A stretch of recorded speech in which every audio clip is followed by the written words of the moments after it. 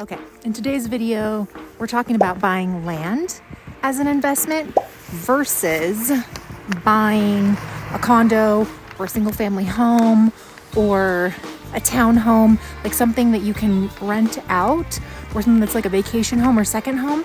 We're talking about buying land instead. And I want to talk about the pros and the cons of it.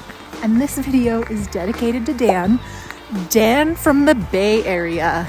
Dan called me last week, asking me questions about the Mayflower, which I've been getting lots of text messages, lots of calls, people driving around that area. Nicole, I watched your Sky Ridge video, and talk to me about the Mayflower because this seems like a crazy good investment and we want to be in on it. So that's my neighbor. Talk to me about it. Tell me about it. Let me know, is this a good area that we should be investing in? There's a new ski resort going in. We're interested, right? So we're gonna talk about the pros and the cons. So the first pro of buying land, which I actually think this is a great idea, especially in Park City where the appreciation is crazy good. As long as you're planning on holding on to the land for a while, you're in good shape, right? So the first pro is, potential for higher returns, right?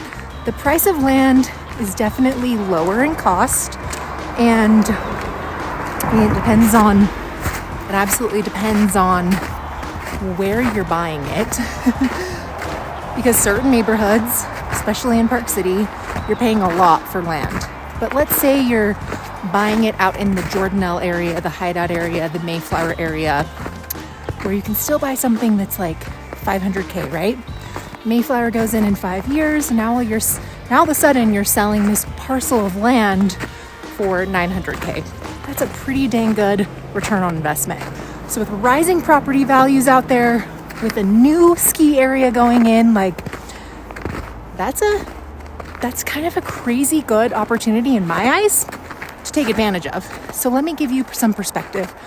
5 years ago, when Sky Ridge just started becoming a development, people were buying all of that land for $275K. They are now selling some of those lots anywhere from $500K to $900K, right? It depends on the lot, depends on how many acres it is, if it's an uphill build, if it's a downhill build, but that's a pretty phenomenal return on investment in just 5 years. The second pro of buying land versus buying a condo is low maintenance, right? You're just buying the land and you're holding on to it.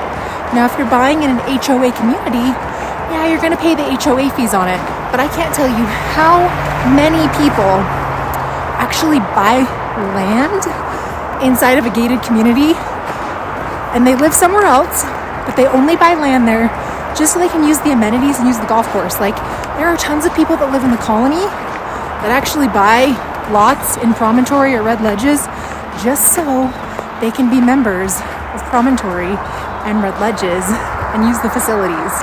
Land also gives you greater flexibility, right? You're not sucked in to a resale, to a home that's already there. If you decide later on that, we want to build on this thing, then you get kind of free range to build your dream home or whatever you want to build on it. It kind of depends on what type of land you're buying. I guess if you're buying something that is zoned differently, it could have different mixed uses. The next thing is that land has less competition, right? There's just not bidding wars over plots of land. They generally stay on the market a little bit longer. In Park City, they don't sell in the winter because look around us. I mean, a lot of the times, if the lot has snow on it, it's not selling until you can actually get up to the lot, walk around on it, view it, look at it, and do all your due diligence. And the next pro about it is that it's a long-term investment, right? When you're buying land, it's not a cash flow property, it's a long-term hold. So whether you're buying it to build on it in the future, let's say you're not quite ready to make the move to Park City or to make the move to any of the areas out here, but you're hey, if we buy this land in 8 years, we're ready to be out there, and now you have a piece of land you can actually build on that you got for a great price. And if you decide that your plans change, you can always sell it. And you're obviously going to sell it for more money the longer that you hold on to it.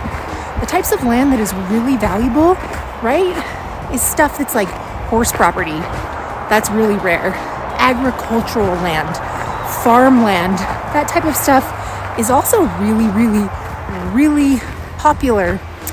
And the location, right? If you're buying in Park City, if you're buying land next to a brand new ski area, holy smokes, right? That's a crazy good investment. So now let's talk about some of the cons. So the first con is, well, land isn't really like a cash flowing property, right? It's something that you buy. It's not going to give you cash flow. You're just holding on to it and you're going to profit when you sell it. Con is that land is often very difficult to finance. So not a lot of people will loan on land. There are some lenders that will loan on land. However, you have to put a lot of money down to buy land if you're using financing. So it's often a little bit difficult to finance. And it also depends on what kind of land you're buying. The next con is zoning issues, right? Where are you buying land? What is it zoned for? What is the purpose of the land? Are you buying in an area that's a development that is going to be used for a single family home? Or are you buying in an area that's going to be a commercial development? It's very, very different. And the next one is market fluctuations, right? Land is just not as desirable. So when you decide to sell it down the line, it could take longer for your land to actually sell. If you're looking for more videos about Park City, moving to Park City, living in Park City, my name is Nicole Bowdle. I'm a local real estate agent. I live, work, and play in this beautiful community. Lived here for 37 years. I have an entire channel dedicated to living in Park City. I help buyers, I help sellers. So if you want to learn more, especially about the Mayflower area, watch this video next. And if you wish to contact me, my information is always dropped down in the description link down below.